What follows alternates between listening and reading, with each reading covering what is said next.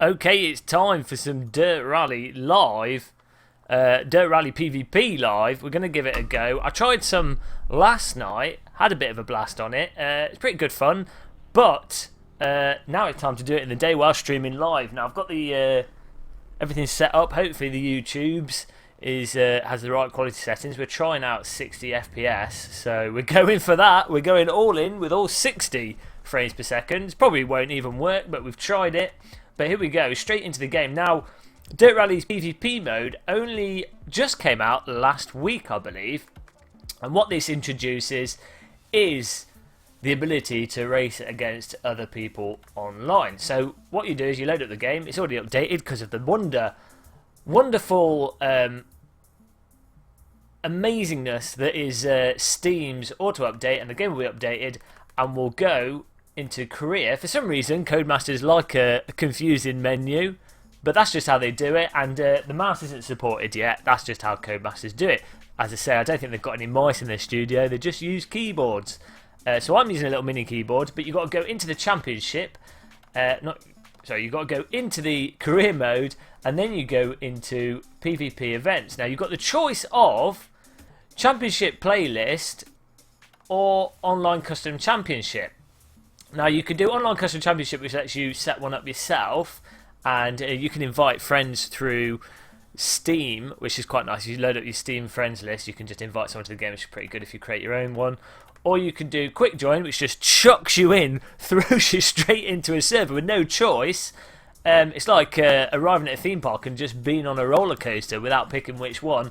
Or you can search the championships, which lets you do some filter options, but then basically gives you a server list to check out. On the championship playlist, I don't know how that works because I haven't tried it yet, but we're going to give that a go, and that's the point of this. What's strange as well, because of the way Dirt Rally works with a credit system, Strangely Dirt Rally is a sort of weird mix between what you'd expect to find in a more console or more of a game presentation of a driving game and a simulator. What they've got is this credit system, which I quite like and does work quite well, in that you, as you complete events and objectives, missions, or progress through the game, you unlock credits, which is basically money, which then allows you to buy and unlock cars to play in the game. Now, it's all a load of nonsense, but it can be fun and rewarding. Unlocking different things and building up your credits can make you feel like you've done something productive when you haven't in reality. Fortunately, because obviously I've lost my credits from crashing into too many trees, what I'm doing is you've got the option to loan a car, which is, of course, is button 16. Again, Codemasters like to play weird games when it comes to menus. Button 16, if you don't know, is the top of the G25 gear stick button, the very top button, obviously. So what you need to do is you pick the car you want. Of course, we want the fastest, but in rally terms, it's difficult to tell which is often the fastest car. I think horsepower is a good metric to go by. And we're going to go for the Polo Rallycross. I'm going to rent the car. I'm going to loan 1,500 credits, which is apparently how much a rally car costs. 1,500 to loan, 1,500 credits. I mean, I don't know. It costs, what, like $2,500 to rent a Radical for a day. I would have thought a rally car would cost more than $1,500. To buy, it's $350,000, which is still cheaper than what it probably costs to buy. But we're going to loan it. Press the loan button. So you don't have to have the credits. We'll get on to the point, and the point was you don't have to have the credits to be able to play online, because you can just loan a rally car by spending a small amount of credits. And the amount of credits it costs to loan are less than, you're always going to have 1,500 credits. If you do one event, you'll always get at least 1,500 credits. So there's never a chance, really, for you to not be able to join a race. Now, as you see, we've loaded into the lobby. They've already started their race. And this is what I found last night, which is a little bit of a pain with this. If you've not created an event yourself, so that you're sort of ready to go as soon as you load in, often what can happen is you're sat like a bit of a muppet, waiting on the menu screen for the game to start. It does tell you the event's in progress with a counter at the top, and it does tell you when the race is about to end, but you can be sat for quite a while, and yeah, there's not really much option there. So really, if you're on your own and you do jump into this, be prepared to sit around a bit. As I say, and what I think Rallycross is really suited to, if you've got up to even just one friend or 3 or 4 friends, and you invite them into a game, then the way this is set up, it's really good for just inviting a bunch of friends and having a good quick race against them. Also, that avoids the issue of people aggressively crashing into and all that business. But here we go, the race is finished, so we should be able to join in soon. As you can see on the menu, using the keyboard again, because there's no mouse support, as I said, you can view people's profiles to add them on your Steam's friends list, or you can mute them, and that's about it in terms of what you can do to people. There's no commendation, slapping or anything like that. So we're going into the event now, it's loading. You can tell it's loading because the music's changed. Just like real life, the music changes just as you're about to get going in your vehicle. And there we are at the bottom of the list now, a Volkswagen Polo Rallycross. And it looks like we're against a Mini Countryman and a Ford Fiesta. Now there's another guy that's got his car on loan. It says on the menu when your car is on loan. I'm not sure why, I guess it lets people know that you're cheapo. So let's start the race. Hopefully it should be configured right. I could set up the wheel G25 yesterday, and we're using the race room. We're using the race room sim rig. Hopefully everything's set up as it was yesterday. Now I'm using the dash cam view because to me that's still the best view in the game. Largely because the cockpit view, although you can change the field of view on it, you can't really change your seating position.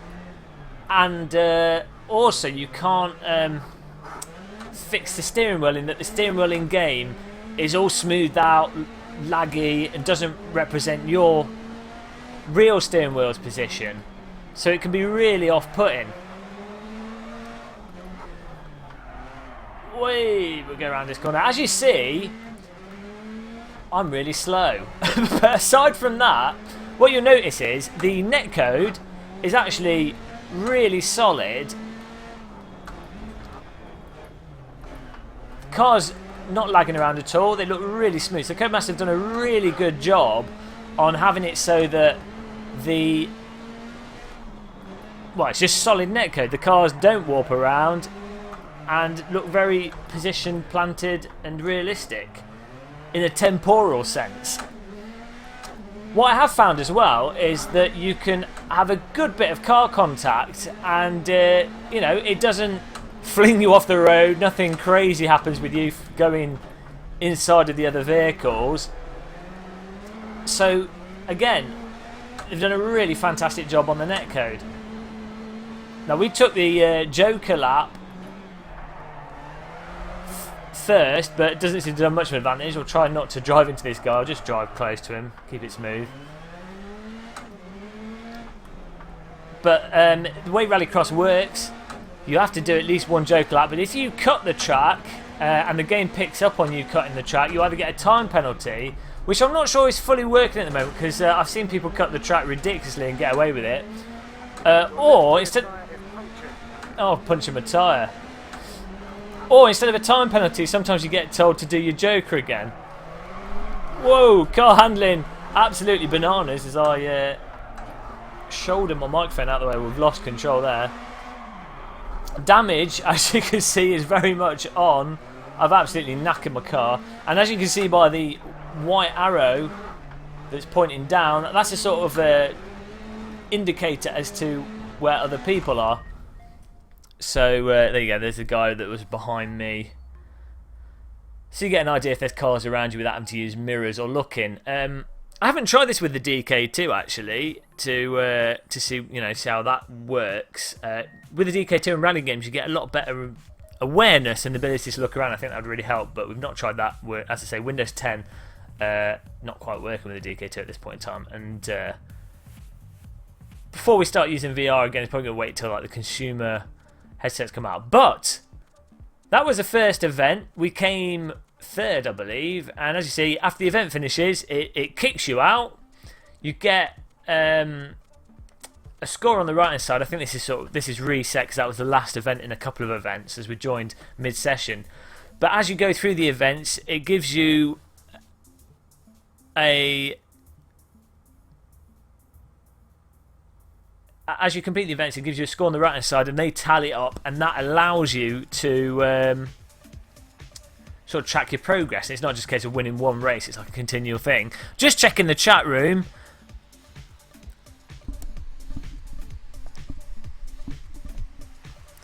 I think you left your mic on. The mic should be on. You should be able to hear me talking. I've left my mic on in game. I think that's what you're saying. I am. So everyone playing in game can hear the mic. And actually, you might have noticed when I loaded into the game, I just went through and muted everyone, because a lot of people do have their mics on in game whilst you're trying to drive, and all you can do is just hear the people's steering wheels, if they're playing with steering wheels, soaring away, which somewhat breaks the immersion.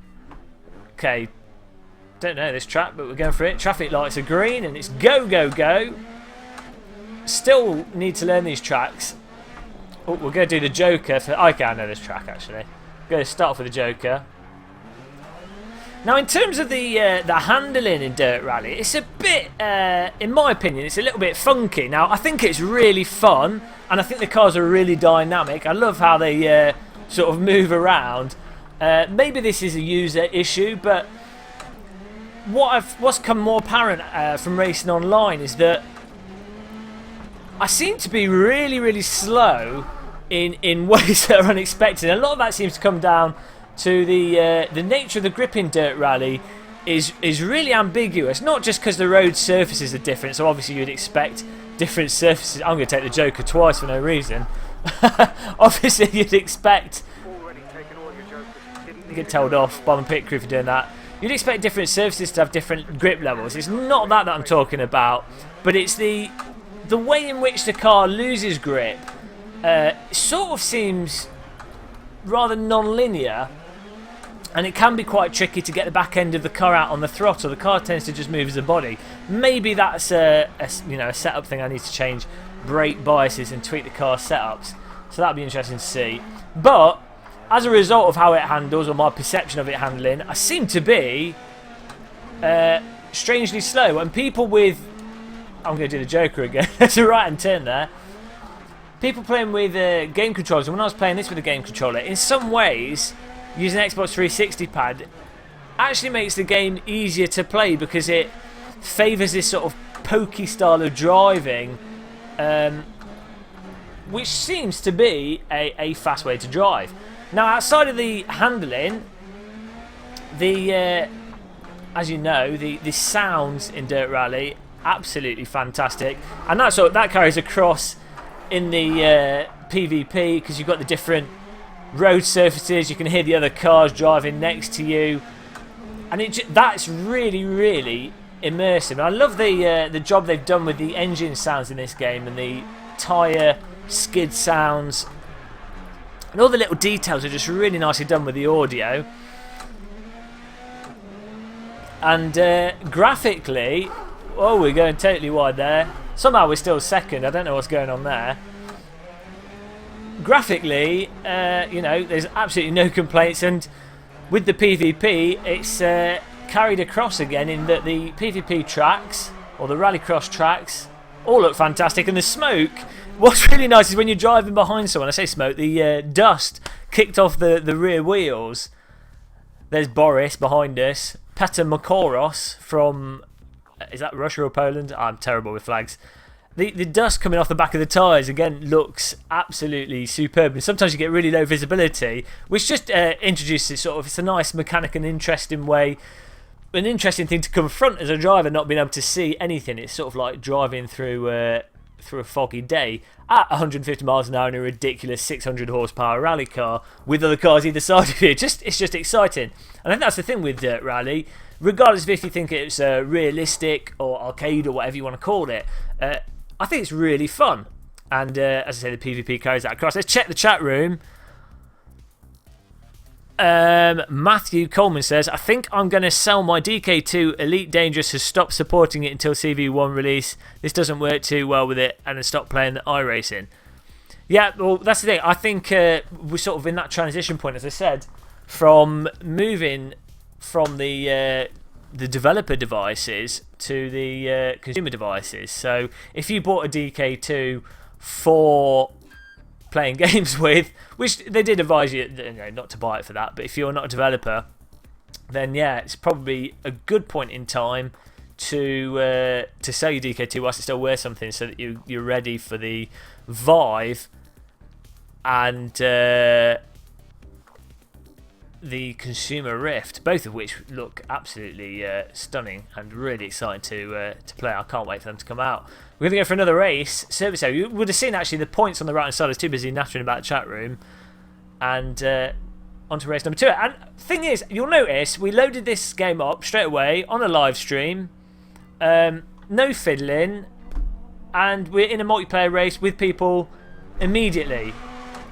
No faffing, no looking for servers. Oh! Missed the break point. Complete opposite lock. No messing around, and you're in a game. And I think, as I say, that's what I think Dirt Rally does really, really well. It allows you to just get into an enjoyable game straight away.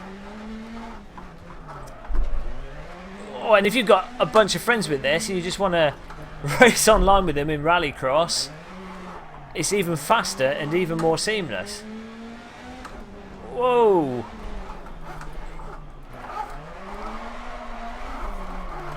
We're doing a bit of a slide round there. Not sure why.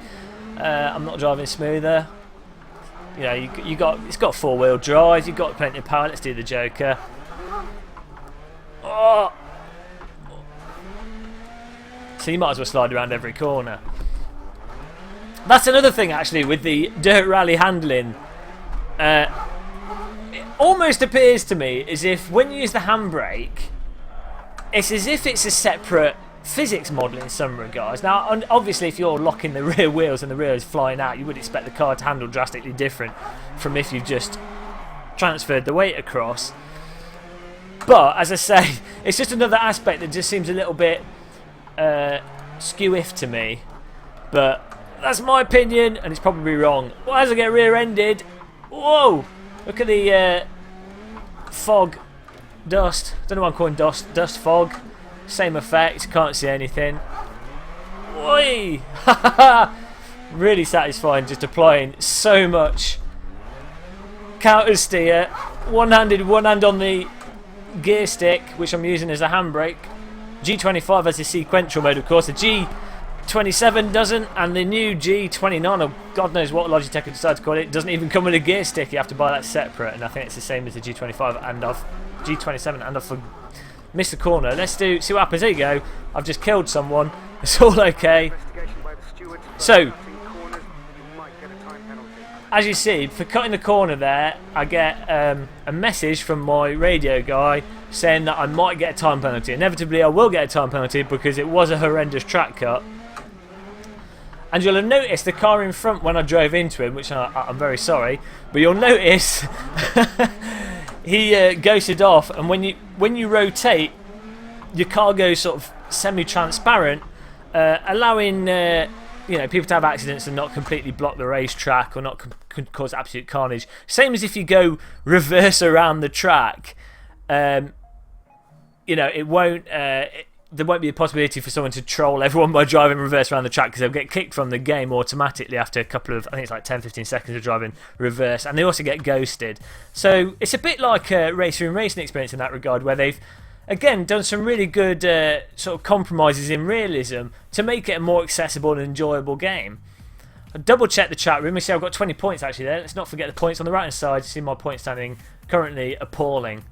The bottom of the points list. I'm gonna lose my sponsorship. Check the chat room. Would be fun to have a race with your viewers. Guess there's no such option in Dirt Rally. Yes, there is. If you go on Steam and join the Gamer Muscle Steam group, then you can join. You can just add through that, and you can join into the game, and it'll invite you into it. It's actually really well done. One of the few sort of more realistic driving games that allows you to just invite friends in, and it actually works pretty effectively. But that was a comment from the Sergeant Angry, I believe. It's hard to read the chat room because it's a quarter of a mile over to my left.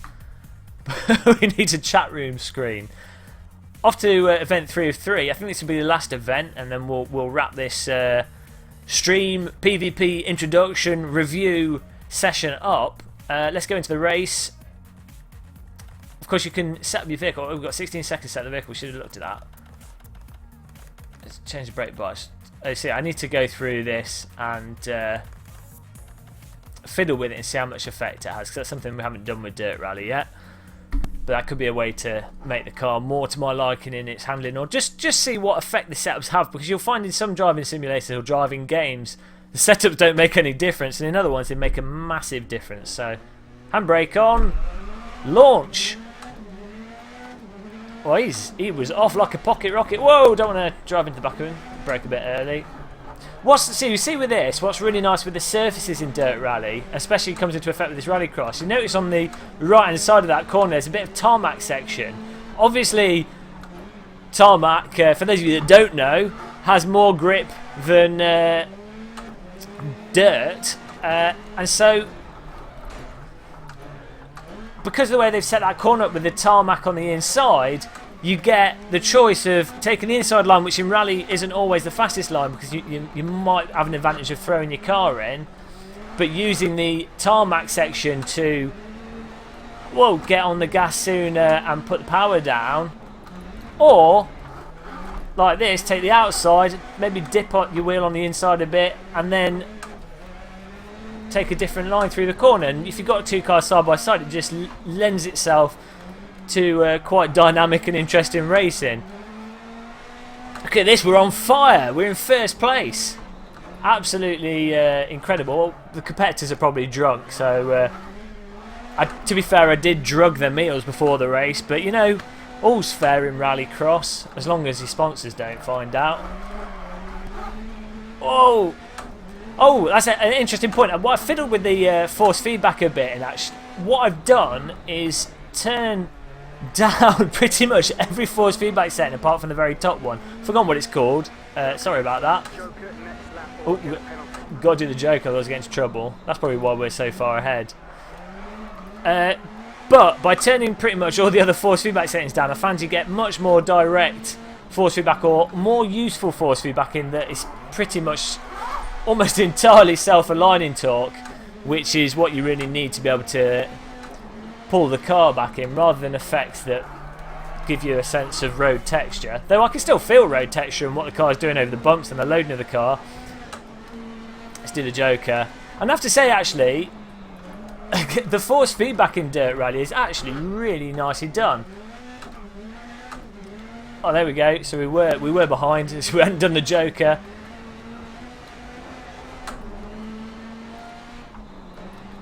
And this is the thing, it's what weird with CodeMasters, is that the F1 team don't talk to the Dirt team, and as a result, Dirt Rally, where the developers have actually, or their department, or their sort of sub-studio of CodeMasters, have actually paid attention to the community, to the point of getting a sim racer down to the studio and consulting with them, and just, you know, just being engaging, especially on the Dirt subreddit. If you go on there, it's like dirt or something. That's on reddit.com. They've just engaged the community, and as a result, there's features coming into the game that maybe they would have missed, or maybe they wouldn't have seen as a priority. And force feedback is one of the features. It's got the settings for you to be able to adjust it to your taste, and it's just really nice that they've got that there. So, I'll check the chat room again before we finish this this review of the PvP in Dirt Rally. Any questions in the chat room? Type them in now if you've got a question, and I'll slap an answer in your face. Would be fun to have a race with viewers. Okay, we're still there. I read that earlier. I'm going crazy. But yes, well done, Tokyo GWB, the winner. But thanks for turning up to the chat room, Matthew and Rug Muffin and the Sergeant Angry, and everyone else that's watching, that's passively sitting there like a stalker. And thank you for watching this Dirt Rally stream. Of course, this is going to be a video that will be automatically uploaded by YouTube once it finishes, and then you'll be able to watch this, and you'll be watching this as a video, not as a stream, and you'll learn your lesson to watch it next time we go live. But that's it. That's Dirt Rally PvP. Really nice update by CodeMasters. Everything functions as it should. I think the biggest negatives would be the menu still doesn't have mouse support. I'm not sure what that's about. Sometimes it can take time to join into an online race with other people because there could be a racing session, but you can negate that by joining with friends and creating your own event, and people join in pretty fast, so that's not really that much of a problem. Just a really nice update. Of course, Dirt Rally is still in beta, so it's not finally released, so they're still patching it, still doing updates. As I say, if you want to keep ahead of Dirt Rally news, of course, subscribe to the Gamer Muscle channel. Also, check out Reddit, the Dirt Rally subreddit. If you type in Google Dirt Rally or just Dirt Reddit, then it'll come up with the subreddit. You can subscribe to that, and they put all their news on there, so it's really handy. And, well, that's about it. I'll see you next time we stream. Don't forget to subscribe to the channel. Don't forget to like the video. Don't forget to tell your gran how good sim racing is. And thanks for turning to the chat room, everyone. Goodbye. I'll see you.